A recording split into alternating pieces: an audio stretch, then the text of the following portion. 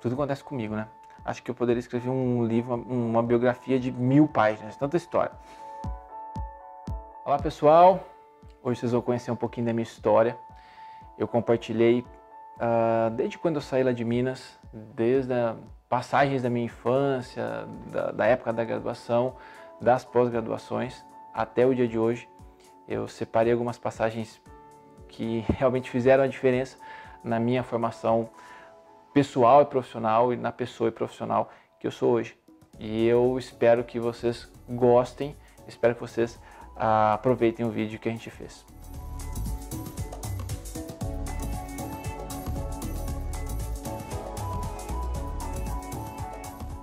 Bom, minha infância foi sensacional, foi diferente do pouco do que se vê hoje, porque na minha época era normal a gente trabalhar, a gente ter coisas e fazer coisas.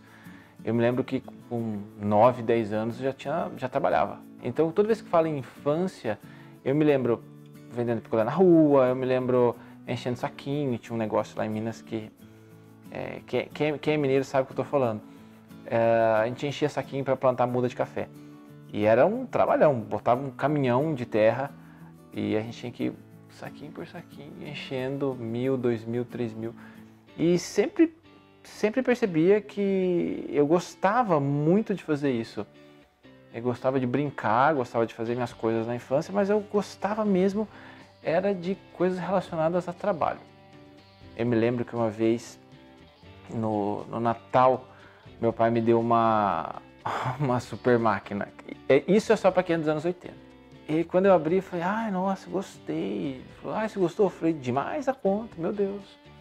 Mas eu fui na casa do meu primo, subi na casa do meu primo, na noite de Natal, e ele tinha ganhado uma galinha ganizé, com 4, 5 pintinhos. Eu falei, nossa. E ele falou, eu ganhei essa super máquina aqui. Ele, nossa, deixa eu brincar. Eu falei, você não quer trocar? Naquela hora eu troquei minha super máquina por uma galinha com um monte de pintinho. Aquela galinha, aqueles pintinhos criaram e procriaram que virou quase que uma criação. Aí depois eu vendia galinha, vendia. Naquele momento eu já vi que eu gostava de negócio.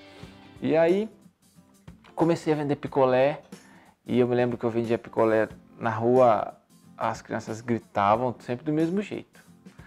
Aí eu falei, como que eu vou fazer para vender mais picolé?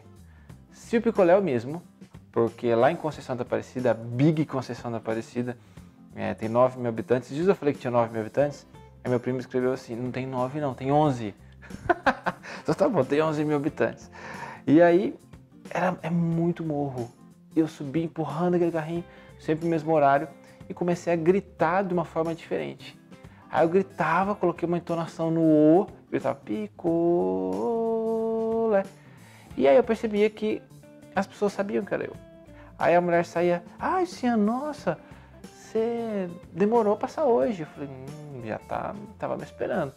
Aí nisso tinha uma clientela absurda. Às vezes, se acontecia alguma coisa que eu não ia vender picolé naquele dia, eles não compravam de outros meninos que eles achavam que era traição.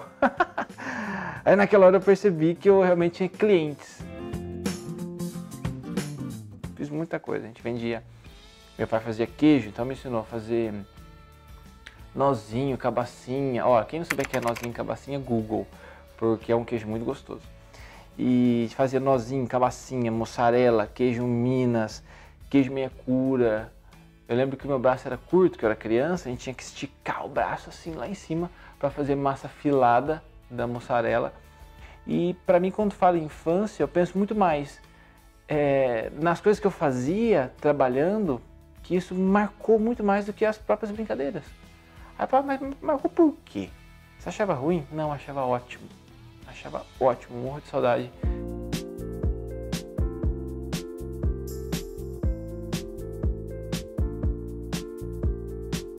A minha migração de Minas pro mundo foi muito engraçado, porque eu também já fui escrivão de cartório. E eu me lembro uma vez, eu estava no cartório, tinha lá 15, 16 anos, falei, o que eu vou fazer da minha vida? eu não quero trabalhar em cartório, isso eu tenho certeza. Todo mundo falava, não, Luciano, fique, porque cartório é uma coisa que dá dinheiro, não sei o quê. Eu percebi que eu não estava nem aí com isso. Gostava do ofício que eu fazia lá, mas eu sabia que era temporário. Aí um dia chegou um jornalzinho lá do estado de Minas e tinha falando um monte de curso. E eu comecei a ler sobre engenharia de alimentos e nutrição, porque eu gostava de mexer com comida. Falei, vou fazer alguma coisa disso, fazer engenharia de alimentos. Só que não tinha engenharia de alimentos ali perto. E meu pai não deixava a gente sair muito, sabe? Pra longe, vou pra São Paulo. E ele não deixava, não era de medo não deixava porque não tinha condição mesmo. E aí abriu o curso de nutrição em Alfenas naquele ano que eu tava me decidindo o que fazer. Aí eu falei, quer saber? Eu vou fazer isso. Aí um dia conversando com minha prima, que fazia odonto lá em Alfenas, aí eu falei assim, Juliana, eu queria fazer engenharia de alimentos. Ela falou assim, por que você não faz nutrição, Luciano? Nossa, é tão bom, quando nem sabia direito o que era. Aí eu falei, vou fazer isso. Aí pus na minha cabeça que eu queria fazer nutrição. Aí prestei vestibular, fui, fiz o curso de nutrição inteiro, lá em Alfenas. Mas ali que foi a minha grande escola. E te falo, não foi na faculdade não. Porque quando eu fui morar lá, tudo acontece comigo, né? Acho que eu poderia escrever um livro, uma biografia de 1000 páginas, tanta história. E eu fui morar com uma tia-avó. Só que como eu estava um pouco incomodado de não dar um retorno morando lá, ela tinha uma academia. Aí eu fui trabalhar nessa academia como recepcionista. Fazia hidroginástica, fazia musculação. Um dia minha tia... eu nem sei se eu posso fazer isso, que eu vou levar um processo. Mas na época tudo podia, viu gente? Era um rolo. E aí minha tia tava dando aula de ginástica, faltou. E aí as mulheradas começaram a reclamar, terceira idade. Aí eu falei, o que eu vou fazer? Eu falei, gente, olha, vou falar uma coisa pra vocês. Minha tia tá um pouco doente hoje. E eu vou dar essa aula pra vocês hoje. Fui lá, botei um short, tirei a camisa e dei aula pra mulherada. A mais nova tinha 80. E aí, elas adoraram a aula e fizeram um abaixo-assinado que não queria mais minha tia. E aí, o que aconteceu? Aí minha tia falou, Luciana, não sei o que você arrumou, mas vamos fazer uma transição então. Eu vou junto, vai nós dois. Aí fomos, nós dois na outra aula. Aí uma mulher falou assim, ai Carmelita, era minha tia, descansa um pouquinho, pode deixar o Luciano dar aula pra gente. Aí ficava lá ajudando, quase todo dia dava aula de hidroginástica na academia, só que eu não era profissional. Imagina se acontecesse alguma coisa. Tô ferrado com esse vídeo, né? Mas é verdade. E a minha tia era muito natureba, mas muito mais que eu. Nessa época, era que 1998, não se falava muito em grão geminado, em levedo de cerveja, em magnésio, usar farinha de baixo índice glicêmico. Minha tia já fazia isso. Então ela me ensinou a germinar grãos, ela me ensinou a tomar 2, 3 chás por dia.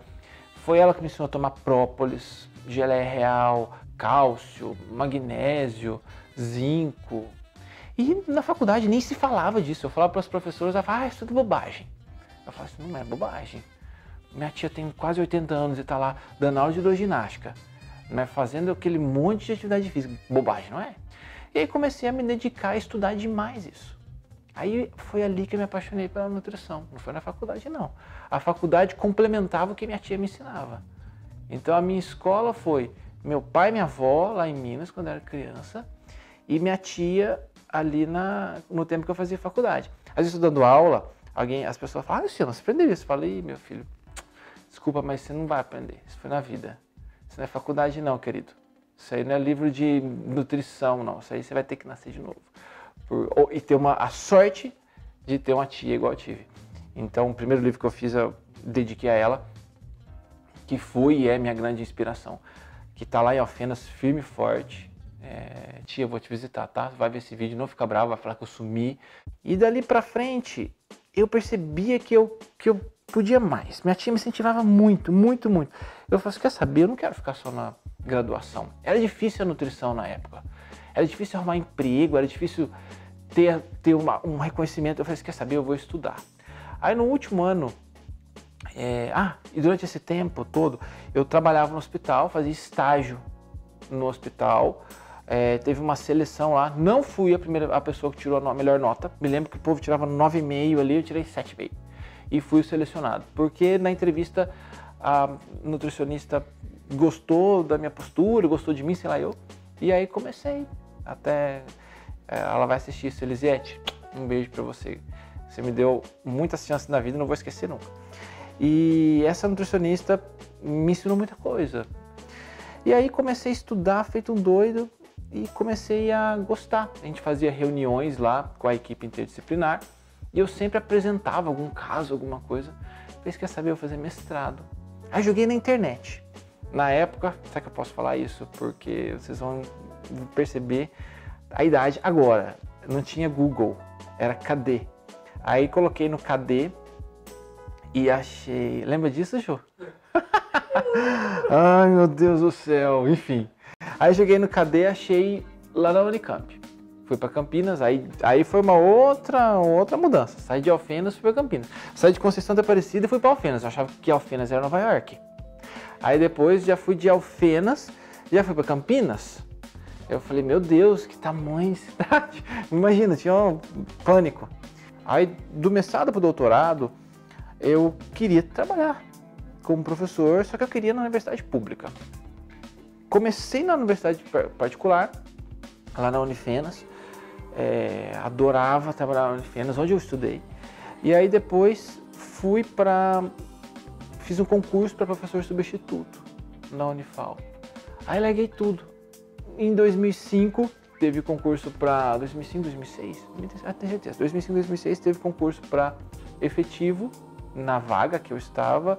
Eu fiz e passei. E fiquei lá na Universidade Federal de Alfenas por 8, 9 anos. Eu acho que foi um momento muito importante de formação profissional. Dentro da área que eu empreendo hoje, eu jamais conseguiria empreender se eu não tivesse me dedicado absurdamente à ciência. Porque hoje o que eu faço é destrinchar a ciência e compartilhar de uma forma descomplicada.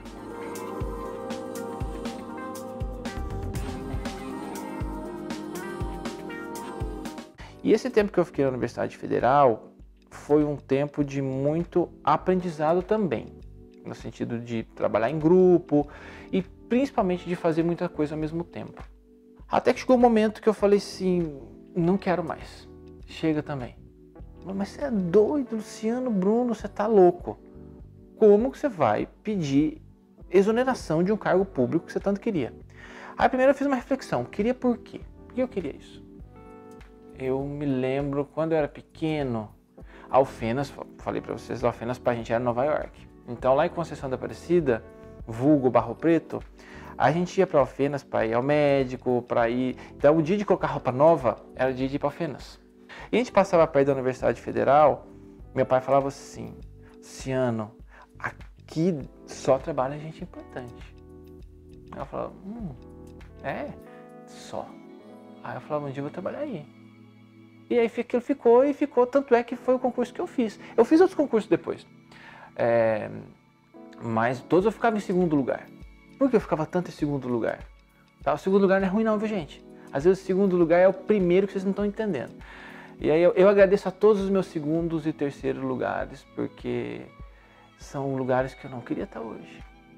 Em 2013, mais ou menos, 2013, 14, eu saí da Universidade Federal.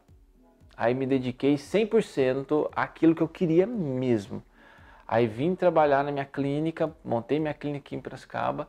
E desde o primeiro dia que eu montei, eu nunca fiquei esperando por um cliente.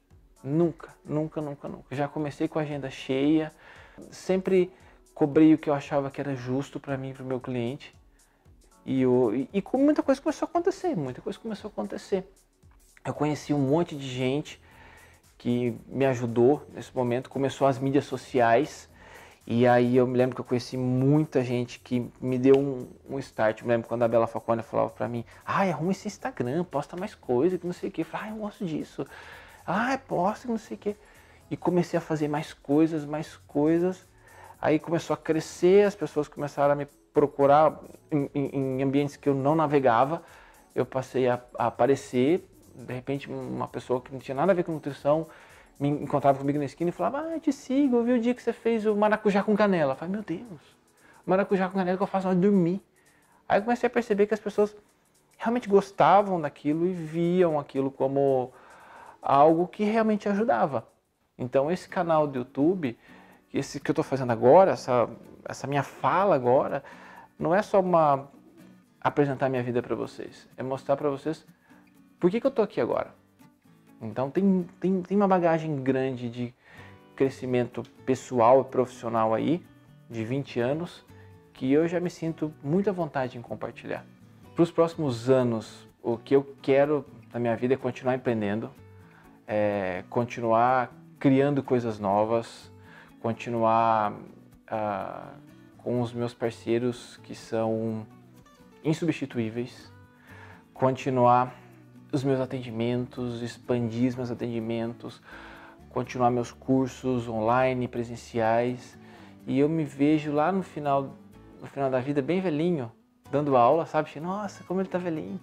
E me vejo num sítio com um monte de canteiro de ervas, de verdura. Eu lá, velhinho, lá catando alecrim,